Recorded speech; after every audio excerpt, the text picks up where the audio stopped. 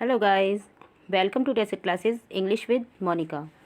आज हम पढ़ने जा रहे हैं my heaven, written by Rabindranath Tagore. Rabindranath Tagore का जन्म 1861 में हुआ था और इनकी डेथ 1941 में हो गई थी। Rabindranath Tagore well known personality हैं, आप लोग सब बहुत अच्छी तरीके से जानते हैं इनको। ये बहुत ही प्रसिद्ध पोइट हैं। इन्होंने इंग्लिश और बंगाली दोनों में ही अपनी पोएम लिखी हैं। तो आज हम जो पढ़ने जा रहे हैं माई हेवन, ये बहुत ही जानी मानी पोएम है इनकी, और इनकी एक फेमस बुक है द गीतांजलि, ये उसी से ली गई है। इस पोएम में हम ये देखेंगे कि रविन्द्रनाथ टैगोर ने एक ऐसे राष्ट्र की कल्पना की है, एक ऐसे आदर्श राष्ट्र के बारे में बताया है कि उनका राष्ट्र कैसा होना चाहिए। ये जो पोएम जब लिखी गई थी बच्चों, तो हमारा देश आज़ाद नहीं था। तो इस पोएम में रविन्द्रनाथ टैगोर ने बताया है कि जैसी उस समय स्थिति देश की थी उससे वो खुश नहीं थे।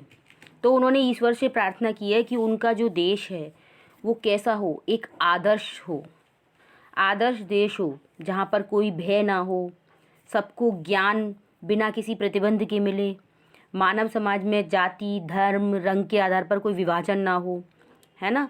व्यक्ति कैसे हों, तर्कशील हों, ईमानदार हों, सत्यनिष्ठ हों, इस तरीके की कल्पना उन्होंने की है। तो चलिए शुरू करते हैं लाइन वाइज लाइन, हिंदी में इसका एक्सप्लेनेशन, फिर देखेंगे इसमें और पोइटिक डिवाइसेस कौन सी यूज़ हुई हैं।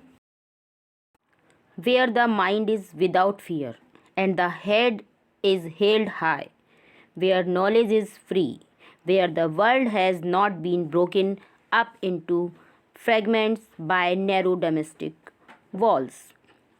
तो पोइट यहाँ क्या कह रहे हैं, वो ईश्वर से प्रार्थना कर रहे हैं और प्रार्थना करते हुए कहते हैं कि हे भगवान, स्वतंत्रता के ऐसे स्वर्ग में मेरे देश को जगह, अर्थात मेरे देश को इस प्रकार की स्वतंत्रता प्राप्त हो जहाँ पर व्यक्तियों के मन में भय ना हो और उनका सर सम्मान से हमेशा ऊंचा रहे, ठीक है, वो किसी से डरे नहीं।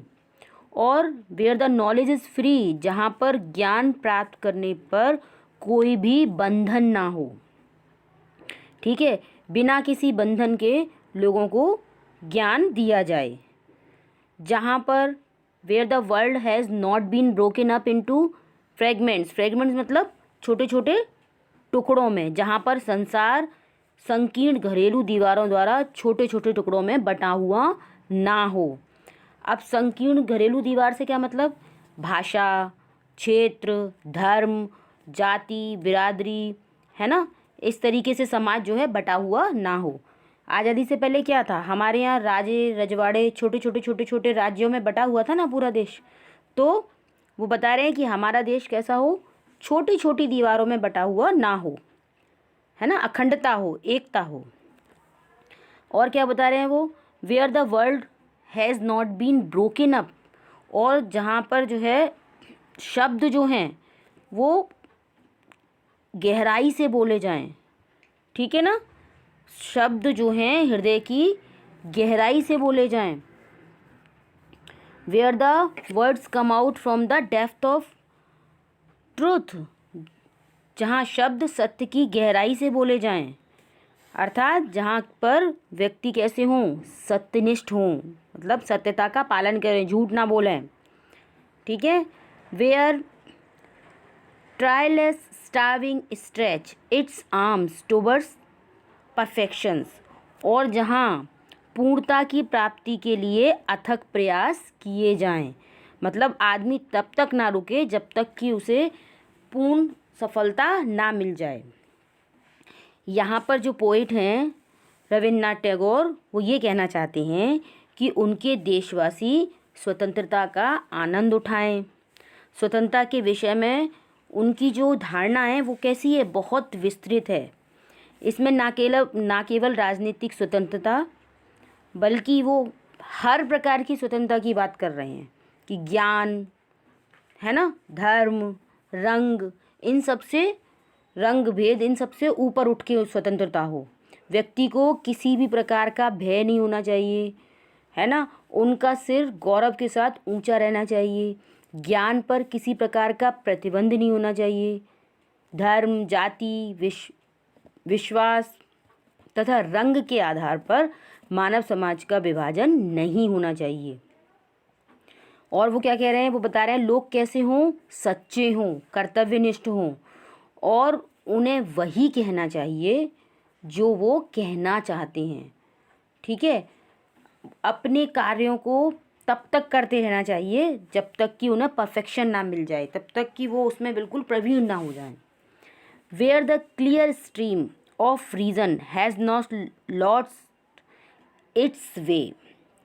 आगे क्या बोलते हैं वो, आगे बता रहे हैं वो कि कैसी हो, देश कैसा हो जहाँ पर विवेक अपने उचित मार्ग से भटककर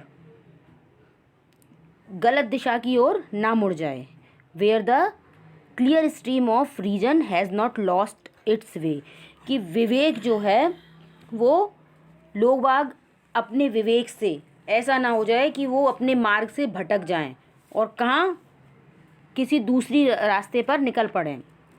into the dreary desert sand of dead habits.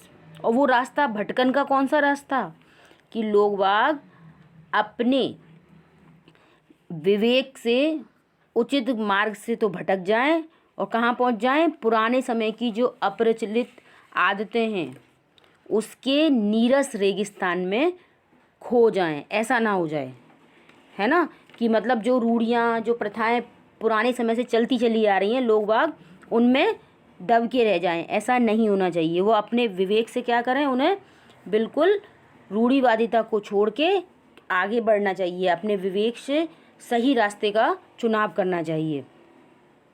ठीक है, आगे क्या बता रहे हैं वो, where the mind is led forward by thee into ever widening thought and action. आगे वो कह रहे हैं और जहाँ पर मस्तिष्क लोगों के द्वारा बताए हुए मार्ग पर चलकर निरंतर कैसा हो, विकसित होने वाला विचार एवं कार्यों की ओर अग्रसर होना चाहिए। मतलब ऐसे कार्य होने चाहिए जो विकास के पथ पर आगे बढ़ने वाले हों। ऐसा नहीं कि पुरानी रूढ़ियों में अटक गए और बस वही करे जा रहे हैं, चाहे उसमें आपको कोई फ़ायदा हो रहा है या नहीं हो रहा है। तो कैसा होना चाहिए कि आप लोगों का कार्य कैसा होना चाहिए, दिमाग से, मस्तिष्क से, विवेक से, सोच समझकर क्या गलत है क्या सही है इसके बारे में सोच के तभी कार्य के लिए आगे बढ़ना चाहिए। Into that heaven of freedom my father let my country awake. और वो कह रहे हैं कि स्वतंत्रता के ऐसे स्वर्ग में हे परमपिता मेरे इस देश को जगा, अर्थात मेरे इस भारत को के लोगों को ऐसे स्वतंत्रता के स्वर्ग में उनका जन्म हो। यहाँ पर पोइट क्या कहना चाह रहे हैं, वो अपनी जो है इच्छा बता रहे हैं, अपनी कामना बता रहे हैं कि उनके देश के जो नागरिक हैं वो कैसे हों, ईमानदार हों, सच्चे हों, निष्ठावान हों तथा कठिन परिश्रमी हों। उनका दृष्टिकोण कैसा हो, उन्नतिशील हो। वो पुराने विश्वासों को जो समय के अनुसार नहीं है, मतलब रूढ़ियाँ चलती चली आ रही हैं, उन पर विश्वास ना करके क्या करें, वो नए विचारों को तर्क के आधार पर स्वीकार करें। ठीक है, तर्क के आधार पर, मतलब अगर सही है तो स्वीकार करें और कुछ गलत है तो उसको अस्वीकार कर दें। उनके जीवन का आधार क्या होना चाहिए, तर्क होना चाहिए। और अंत में क्या कहा है पोइट ने, उन्होंने ईश्वर से प्रार्थना करी है कि उनका जो देश है ऐसी ही आदर्श स्थिति को प्राप्त करे। तो ये तो हुआ इसका लाइन टू लाइन हिंदी में एक्सप्लेनेशन।